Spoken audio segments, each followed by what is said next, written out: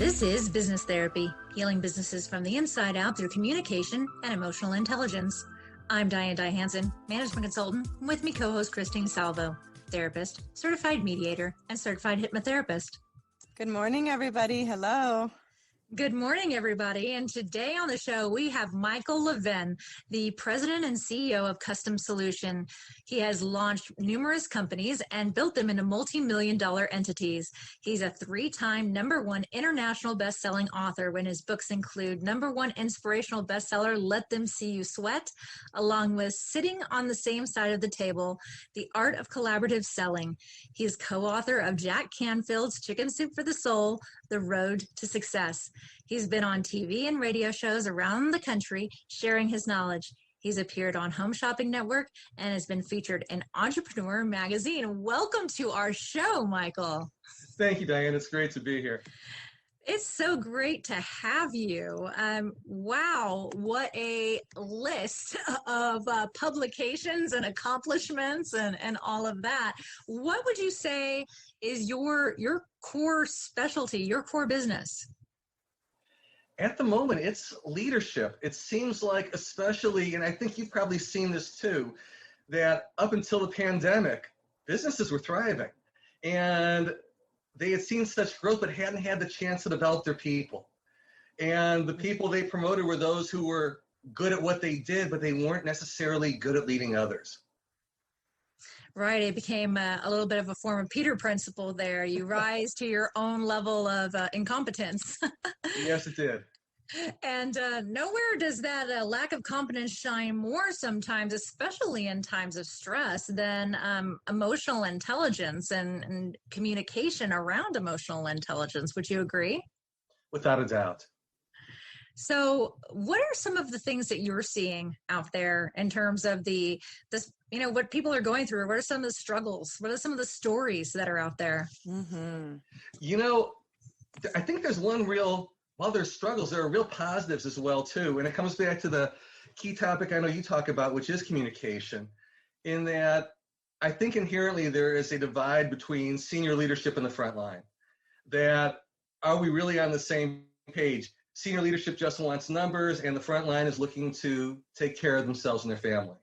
Mm-hmm. And with COVID, it's provided a common goal, that it's created some alignment as to what priorities are, and a sense of vulnerability as well, and the need to take care of each other. So while I know there are a lot of challenges going on, there may be one bright side to COVID in that we've had to talk to each other a little more and gain an understanding and gain some empathy for what each of us is going through. So just like more collaboration is kind of what I'm hearing, like that common goal, that shared vision, the idea that it's more important that we all get through this together rather than a little bit more, less of that Shark Tank competitive mentality, right? Exactly, Christine. That is what I'm seeing, in that it's more obvious to everybody that we all have to work together and collaborate to figure out, how do we stay safe? How do we all go home at night and know we're healthy? And for businesses, how do we stay open, not just for our customers, but to make sure we can continue getting a paycheck because we have healthy, COVID-free employees? Mm-hmm. I've seen that from the assessments that I do, is that I've seen a huge uptick in the shared vision of what the mission the company is on together, something to accomplish. I've seen them bond together more as a team for a common goal in the times of COVID, because often, and this may have to do also with my type of clients, which are service-based companies, they are on those front lines. They are medical. They are the software that is the backbone of the business systems. They are serving the people in crisis. So they have to come together to create solutions. And also, I do think COVID has been a really good example of a mission critical must stay healthy in order to continue to deliver service. So faster than ever, I've seen companies develop policies and communication process and just really get on top of it in terms of how to handle a potential positive, or how to handle somebody who is maybe concerned about their overall health. So I think in general, it's been a very good thing. And I wanted to add to that something that Michael had said, that, I was kind of thinking prior to COVID, and even my own work ethic, I don't take a lot of sick days. And I've been famous for this, right? And part of that is I'm self-employed, so sick days are kind of vital, right? I can't afford them really. So this idea of like, I wrote down here, health has made itself a new priority along with safety. And I know that before there was a lot of emphasis, at least in the jobs that I had or even the businesses that I'm in, where you really don't want to take sick days. But I do feel like there's a culture change now where it's a lot more focused on, do take care of yourself. Don't come in, like seriously don't come in. And not only don't come in, but don't come in for at least 2 weeks. and like you said, Michael, the safety issue, right? And it's not that companies haven't been safe as far as like OSHA standards, right? Like so many days without injury, but really this idea of true safety, of keeping your family safe, keeping yourself safe, focusing on your health, having a lot more health-minded and a lot more flexibility in the workplace regarding your health and needing days off.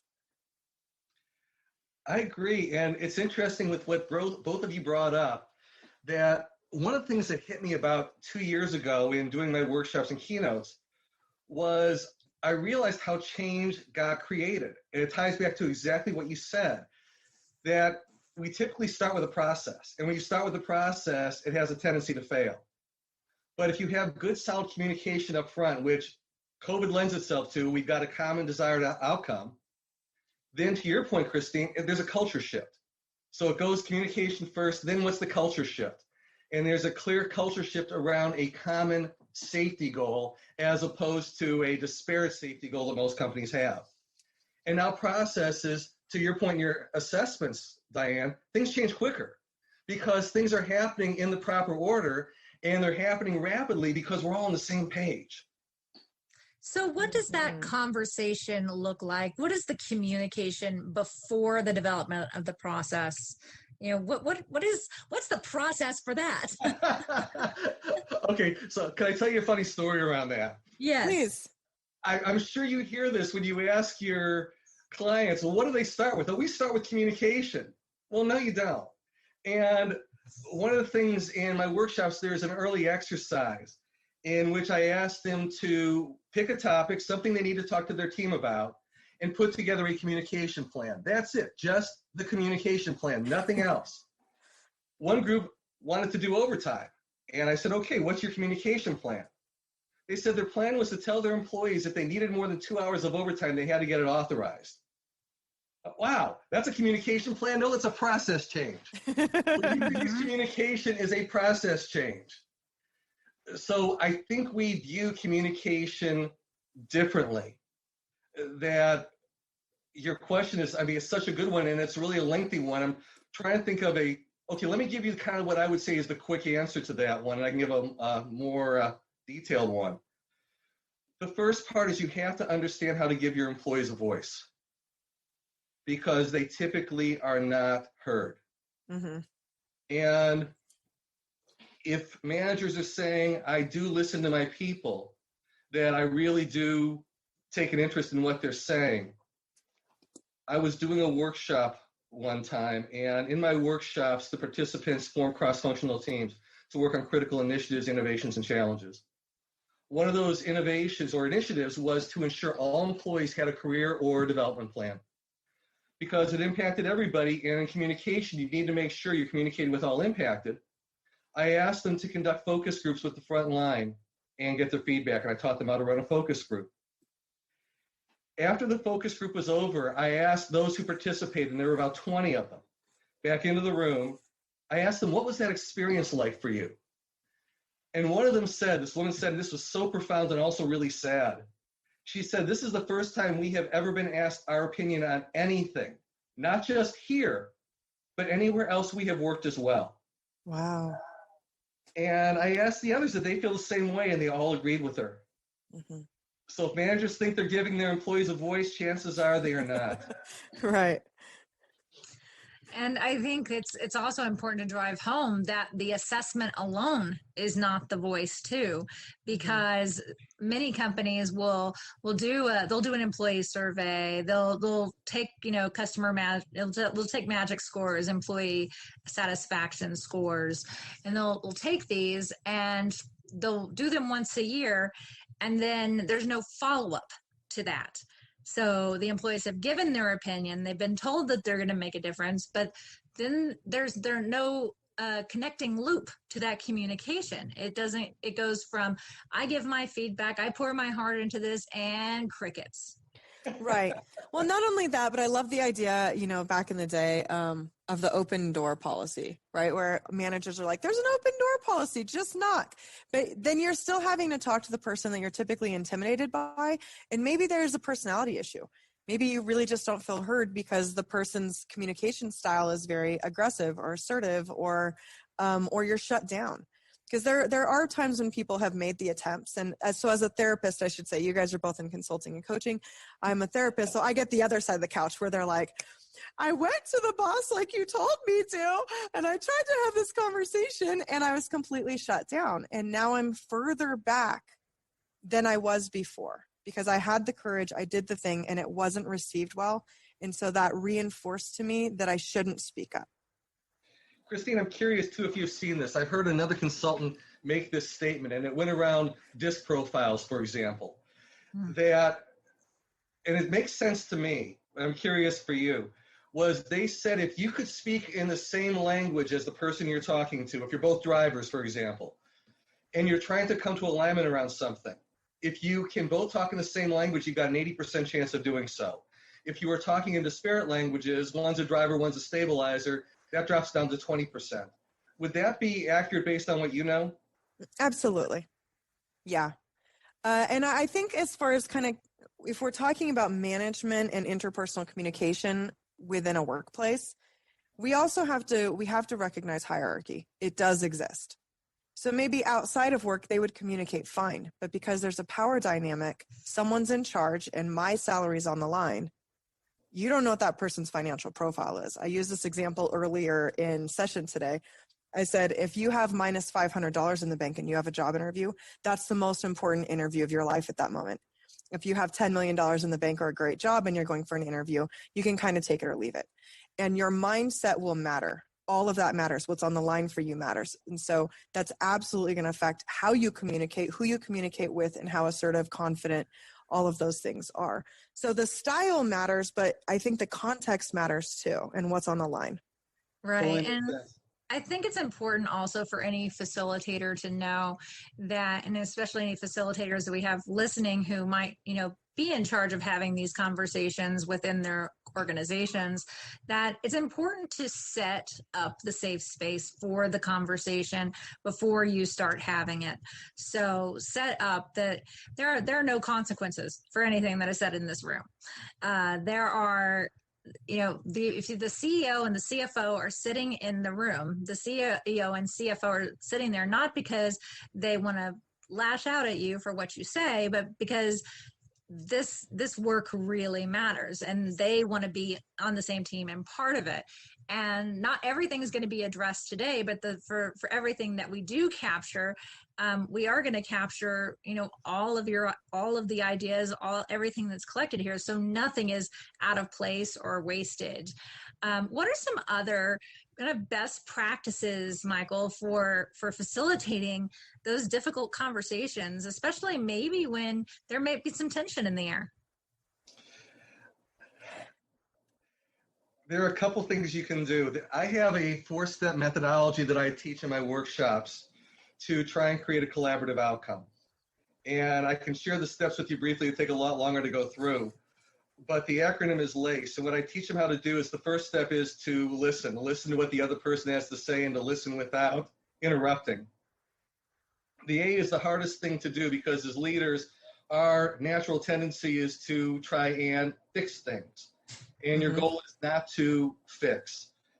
The toughest step is to ask what else. Ask what other concerns they have, ask what other questions they have, and keep going until they are done. Give them a chance to get everything on the table, because it comes back to Christine's point about the power dynamic. If you've actually gotten them to open up, then chances are there are a lot of things that have built up. The C is to clarify, make sure you've understood what they have said, and the E is to explore a collaborative solution. Is there a place that's good not just for them, but for both parties? And the question I like to ask of the other person, the person where the tension may lie, is what do you see as a good solution for both of us? Not just them, but for both parties. So a lot of that win-win mentality. Everybody wins here. Yeah. Absolutely. And I kind of want to comment on something that Diane said. I don't know that we can guarantee safety. And so I'm going to back this up. So when I'm doing couples counseling, and I know it's different, but it's similar. It can be transferred over. I let the couple know that I recognize that it's a fragile process and that a lot of people are afraid to open up in therapy because there's consequences after, whether they're intended or not intended. I can say, this is a safe place all day. And it is in my office. But I can't actually say what happens when you leave the office, meaning on the ride home or right after when you're like, I can't believe you told her that. Really? You're going to put me out like that? And people tend to continue or start arguments afterwards. And so I think it's almost too much to say that this is a safe place, because we can't necessarily guarantee the safety. But what we can say is we can preface that with, I know that this is vulnerable, scary, and that I can't control the consequences of this. And so really almost setting that up of, I get how important this is. It's important that your managers hear you, but I can also see why you'd be hesitant, especially we don't know their past relationship. We don't know if they've almost been fired, or if they have 3 write-ups and they're on the line, or what the situation is. So kind of trying to navigate that in a way where we want people to open up, but we also recognize that unless I can follow you around and guarantee your safety, I have to be mindful that it may not actually be safe. That in some work cultures, they're just really toxic, and managers are not well trained. They're not leaders, they're managers. And so they're humans too. They can get their feelings hurt. They can hold grudges. They can act like they're big and tough in the moment and then later stew on it all night and treat you differently subconsciously. So we really have to include that human behavior piece too. That's a really, really good point too. And developing a container. So let's talk about that. You know, what if we have C-level people in the room who really are interested in insights, but the team and the managers inside the room may be reluctant to open up and to even engage in that LACE process. What are some things that can be done, Michael, to warm that up? The first thing is the thing you brought up, which is so important. They need to be in the room. That my preference in my workshops is that we have a wide breadth of people, from individual contributors to senior leadership, and give them a chance to get exposure to each other. It was funny, I know with one client, their president, she could not have been a nicer, easier person. She was not hardcore at all. She was, in fact, more of a stabilizer than anything. But when she came in the room, they weren't used to her being around. And I asked them, I said, how many of you are nervous that she's here? They all raised their hands. And I said, okay, let's see how you feel about 4 hours from now. One of the key things that we did in exercises were exercises in which vulnerability had to occur. Beautiful. Where people had to acknowledge the things they may not be so good at, that they really could improve upon. And that included the senior leader, to where they had to show their own vulnerability. And once they showed that vulnerability, it gave permission to the other people on the team to be vulnerable and open as well.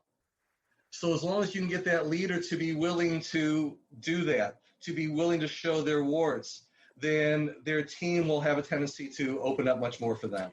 Yeah. Yeah. So bringing everyone kind of to the same level. I'm curious of what your kind of icebreaker was. I've used quite a few. One of my favorites is I made a mistake. And so everyone in the room has to go around and then all we do is celebrate. So we just go, I made a mistake. This is what I did. And we go this week, this month, or whatever you want to do. And we just all go crazy and applaud. No feedback, no fixing it. Right. So everyone goes, I made a mistake. And I'm always like, I was 15 minutes late to work today. I work here. You know that. And we all clap and we laugh and go. And then maybe 1 or 2 rounds of that. And that's a really fun one because it's vulnerable. It's silly, but it's also like, hey, there's no perfect people in the room. There's been times I've poured my breakfast shake on my lap before I had to do a presentation. I'm in the bathroom with the paper towels trying to like, we've all really been there. But humanizing, right, I think really helps take some of that tension off. What about you, Diane? Do you have any icebreakers you like to kind of do to bring the group together? I really like to humanize people and show them that they're not just the manager, not just the person who works the front, but that they have really, unique and interesting things about them and their personal lives. And so doing a scavenger hunt, so to speak. So the scavenger hunt is a list of find a person in the room who has a brown dog. Find a person in the room who has been married more than twice. Find a person in the room who, and have them running around so it gets the energy up for the beginning of the day. Or this is actually a really great after lunch exercise when everybody's kind of like full and tired and like, okay, we're halfway through the day. So humanizing them like that while getting them moving and getting them truly interested in each other.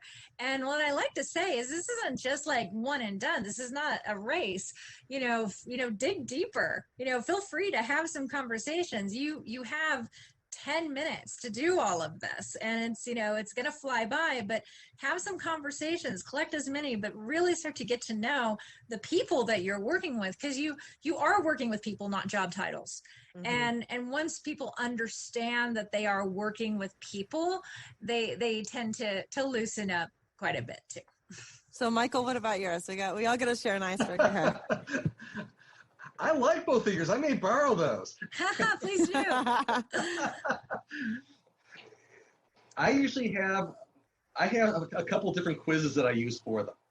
One of those is around out-of-the-box thinking to get them to solve a problem. I do are you smarter than a 5th grader question. So I do a couple of those things to get them going.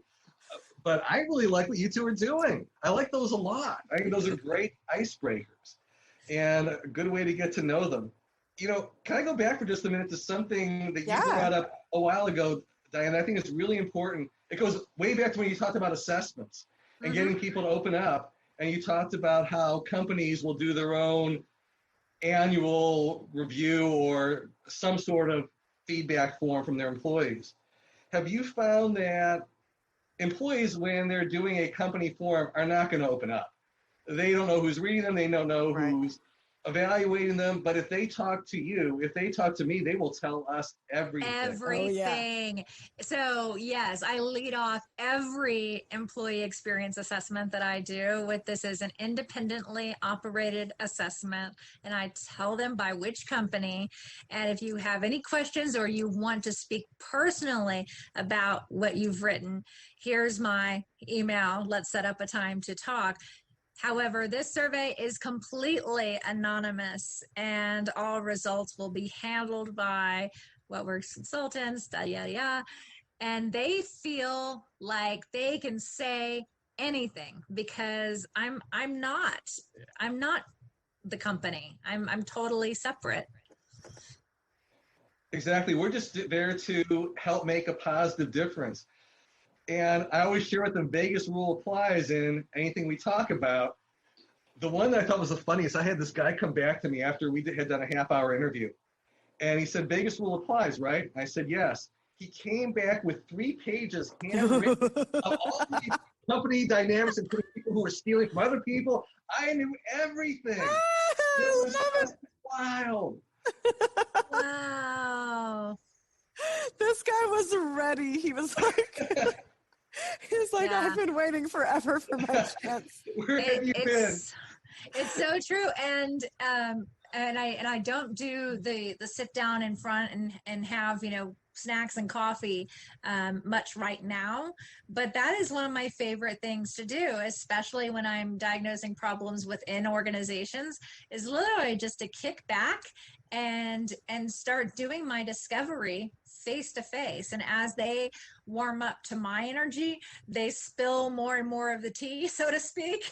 Yes. And that's the good stuff. I mean, that's the process change, and that involves. And also, I'll install the secret shopper format, and have people come in and discover the problems for me, and go through their actual customer processes to break them.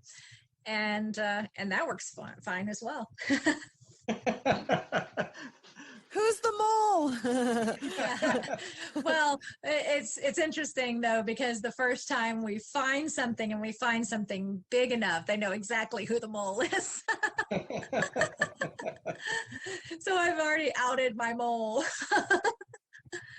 Yeah, it's and to follow up on that last bit that I was talking about on assessments, it's really important that companies follow up with the employees on their feedback. So even though the surveys were anonymous, they are taken as collective data, and that collective data should be used to create change.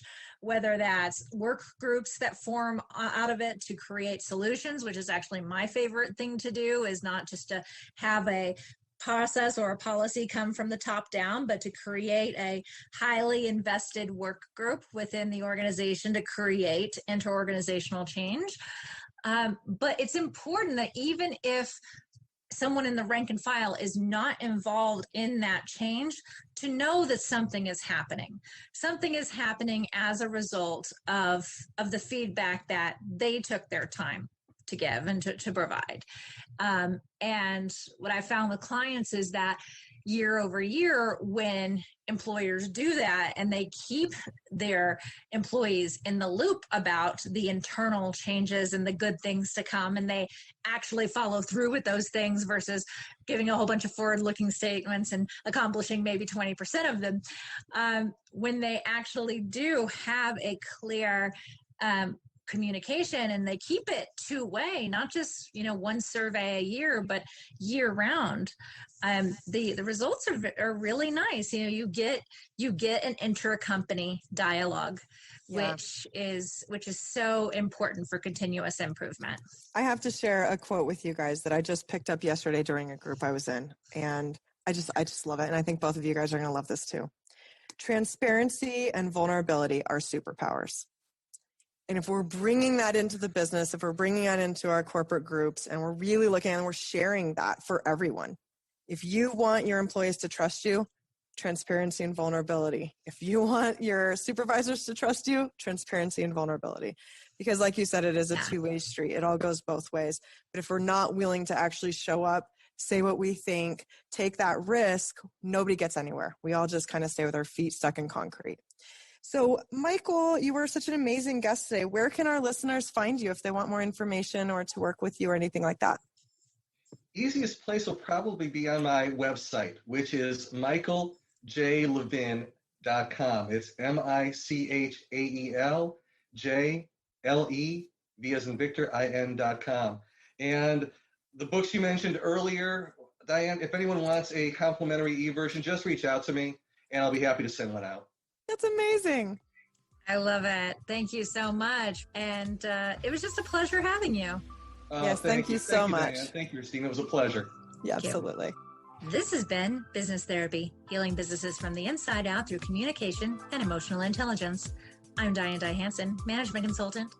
And I'm Christine Salvo, licensed marriage and family therapist, certified mediator, and certified hypnotherapist. Thank you so much for listening today. Have a great day. Have a great morning. Bye-bye.